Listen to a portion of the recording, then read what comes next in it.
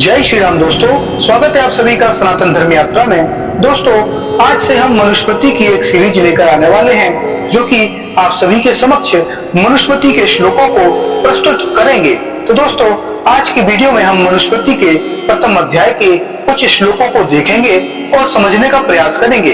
तो आइए चलते हैं मनुस्मृति के प्रथम अध्याय के प्रथम श्लोक पर। इसमें लिखा है, मनु में काग्रमाशीनम अभिगम्य महर्षिः प्रतिपूज्य यथान्यमिदं वचनम अब्रुवन्।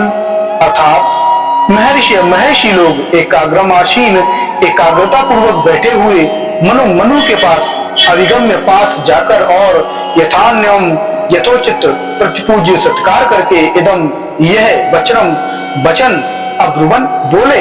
यानी कि महर्षि लोग एकाग्रता पूर्वक बैठे हुए मनु के पास जाकर उनका यथोचित सत्कार करके यह वचन बोले। दूसरा श्लोक है, भगवान सर्ववर्णानां यथा वदन्षु पूर्वशः अंतर्प्रभाव च धर्मन्नो वक्तुं महर्षि। हे भगवान, आप सभी वर्णों ब्राह्मण क्षत्रिय वैश्य और शूद्र और अंतर्प्रभाव सभी वर्णों के अंदर होने वाले अर्थात आश्रमों ब्रह्मचर्य गृहस्थ वानप्रस्थ और संन्यास के वर्णानाम अंतरे प्रभव उत्पत्ति स्थिति शांति अंतर्प्रभव आश्रम धर्मान धर्म कर्तव्यों को यथावत ठीक ठीक रूप से अनुपूर्वशः और क्रमानुसार अर्थात वर्णों को ब्राह्मण क्षत्रिय वैश्य और शूद्र के क्रम से तथा आश्रमों को ब्रह्मचर्य गृहस्थ वानप्रस्थ और संन्यास के क्रम से हमें बतलाने में समर्थ हो तो आप ही इसको बताओ।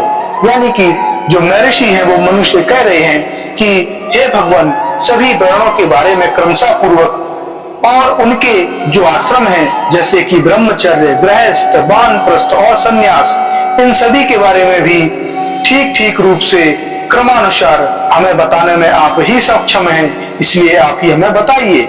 और इसके अगर अनुशीलन पे जाते हैं तो इसमें लिखा है, मनुस्मृति एक धर्म शास्त्र है, धर्म शास्त्रम तु वै स्मृति ही, तदनुसार इसमें धर्म का ही प्रतिपादन है। मनुस्मृति में धर्म के स्वरूप तथा इस श्लोक में आए आधारभूत शब्द अंतर प्रमाणाम यहाँ पर सप्रमाण विचार किया जाता है। धर्म का स्वरूप व्याकरण की दृष्टि से द्विधारणे धातु से अतिरस्तु सुभद्र उष्णादि सूत्र में प्राप्त मन प्रत्यय के योग से धर्म शब्द सिद्ध होता है।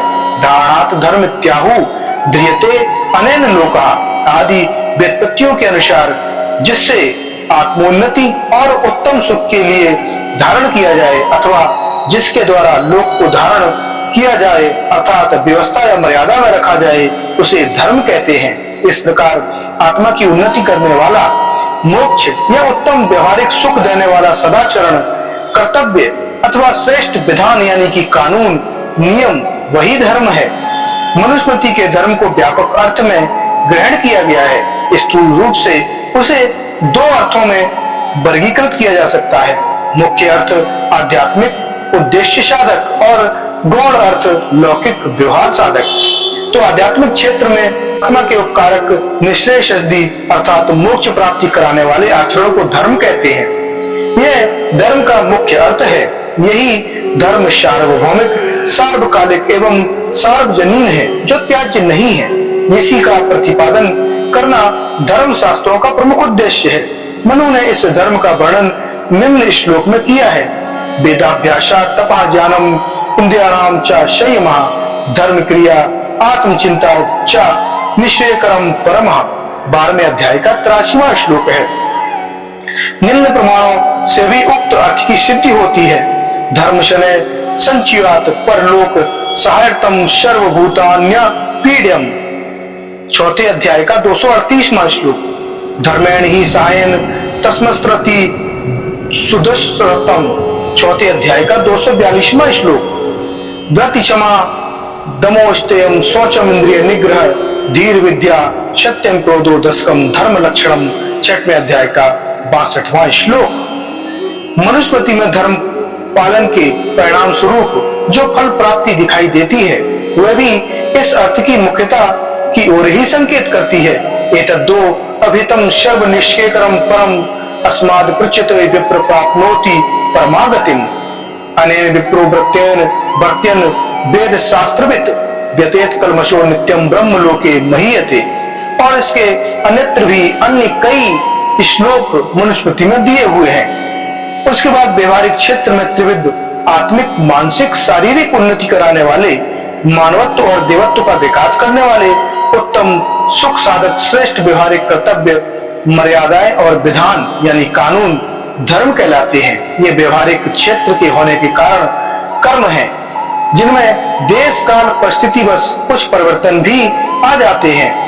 आपने देखा होगा कि अभी आध्यात्मिक क्षेत्र में जो बात हमने की थी धर्म के संबंध में, उसमें कोई भी परिवर्तन नहीं होता है, चाहे कोई भी देश काल या परिस्थिति हो। लेकिन व्यवहारिक क्षेत्र वाले में आप देखेंगे कि देश काल और परिस्थिति के अनुसार कुछ परिवर्तन आ जाते हैं, क्योंकि ये आपके कर्म से संबंधित होता है। तो दोस्तों, ये जानकारी आपको कैसी लगी कृपया कमेंट बॉक्स में अवश्य बताइए। बने रहिए सनातन धर्म यात्रा के साथ और लेते रहिए रोचक एवं धार्मिक जानकारियां प्रमाणों के साथ। धन्यवाद। जय श्री राम।